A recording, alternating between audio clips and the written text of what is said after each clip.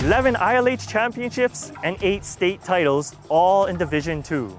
Iolani spent the last 2 seasons testing the waters in D1, but now they are back to where they have been dominant for the past decade. This is the Iolani Raiders. And this is 16-16. What team? Yeah! What's up, man?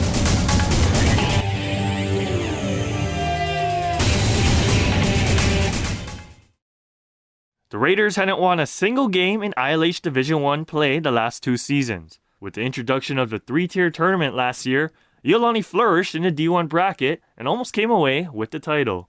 I think that just proved how resilient we were, going 0-7. But for 2 years in a row in the ILH, it takes a toll on you mentally. And for us to bounce back in the state playoffs, it really showed the type of athletes that we have and the type of character that we have. The state tournament format has been a controversial topic of discussion, and Iolani always finds itself right in the middle of it all. It's more them have to know our situation rather than just making their own accusations. Players that we have to move around, rather Division I schools, they have multiple players going for the same position. You've seen us practice and you couldn't tell the difference between our varsity and intermediate players.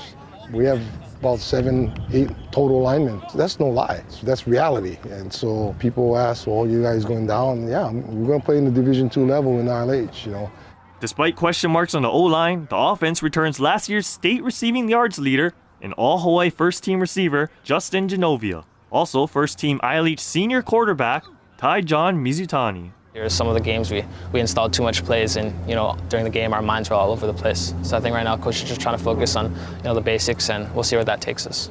I think teams are going to want to shorten the game and give us less drives, but that's going to force us to take advantage of every single drive we get. With the physicality difference from D1 to D2, the Raiders are hoping they can open up their attack while closing down on their approach. We weren't going to go toe-to-toe with people. We weren't going to play smash mouth with people. So we had to figure ways out how to get the ball out quick, get it out, away from all the traffic. And then defensively, we had to figure ways how to get people into the box and stop the run and negate the difference between the offensive line and defensive line. Versatility is key in Division II, with players often having to play both ways and in multiple positions.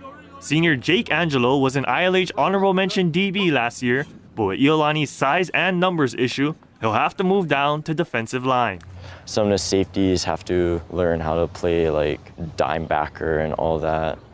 We're not screwed in one position if we just use someone else who has enough experience with that position to help us out. It's not how you start, but how you finish. Iolani learned that lesson on both ends of the gamut in 2016 and are now carrying that into the fall. We struggled at finishing drives, we struggled at finishing reps, finishing plays. They kind of took advantage of that. So I think just everything we do this year, we just got to finish it. The Iolani Raiders begin their season August 12th against Hilo. Spencer Honda, ScoringLive.com.